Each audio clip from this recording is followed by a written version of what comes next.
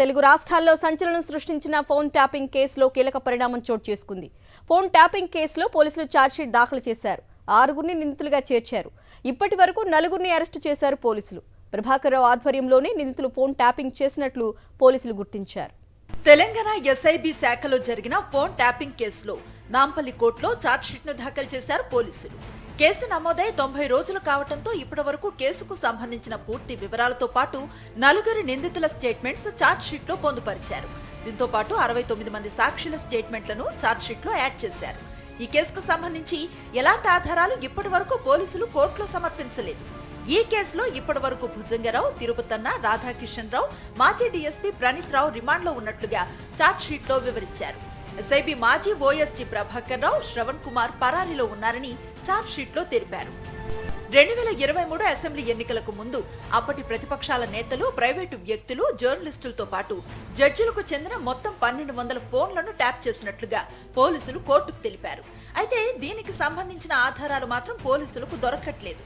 Tapping చేసిన ఫోన్ల వివరాలను స్టోర్ చేసిన హార్డ్ డిస్కులను ప్రణీత్ రావు ఎలక్ట్రానిక్ కట్టర్తో ధ్వంసం చేశారు. ఆ హార్డ్ డిస్క్ ముక్కలను పోలీసులు స్వాధీనం చేసుకుని డిజిటల్ ఫోరెన్సిక్ ల్యాబ్ కు పంపించారు. కానీ అవి పూర్తిగా ధ్వంసం అవడంతో అందులో డేటా రికవరీ చేయడం సాధ్యం కాదని పోలీసులు చెబుతున్నారు. ఫోన్ ట్యాపింగ్ లో అప్పటి స్పెషల్ ఇంటెలిజెన్స్ బ్యూరో అధికారులు ప్రభాకర్ రావు, ప్రణీత్ రావు, రాధాకిషన్ రావు, భుజంగరావు, తిరుపతన్నలు ఎప్పుడూ డైరెక్ట్ గా ఫోన్ కాల్స్ లో మాట్లాడుకోలేదు. వాట్సాప్ కాల్స్, సిగ్నల్ యాప్ నుంచి చాటింగ్ చేసుకుని ప్రైవేట్ మీటింగ్స్ ని ఏర్పాటు చేసుకుని ఎవరి ఫోన్ ఎలా ట్రాప్ చేయాలనే విషయాలను మాట్లాడుకునేవారని సమాచారం. దీంతో వారి కాల్ లిస్ట్ తీసి సిడిఆర్ తీసినా ఎలాంటి సమాచారం దొరకటం లేదు.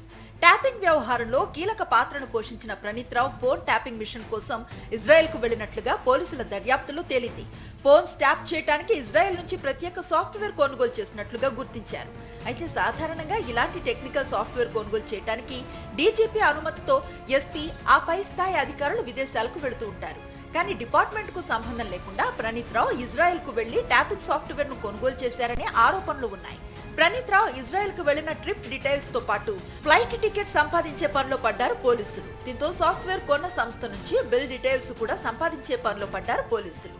ఈ కేసులో ప్రధాన నిందితుడిగా ఉన్న తెలంగాణ మాజీ ఎస్ఐబి చీఫ్ ప్రభాకర్ రావుతో పాటు మరో నిందితుడు ఓ మీడియా ఓనర్ ని అరెస్టు చేసి విచారిస్తే కేసుకు సంబంధించిన పూర్తి వివరాలు బయటపడతాయని భావిస్తున్నారు పోలీసులు. విదేశాల్లో ఉన్న వీరిద్దరిని హైదరాబాద్ కు రప్పించేందుకు కోర్టులో ప్రాసెస్ చేస్తున్నారు పోలీసులు. ఇతరత్రా టెక్నికల్ ఎవిడెన్స్ సంపాదించడానికి పోలీసులు ప్రయత్నిస్తున్నారు.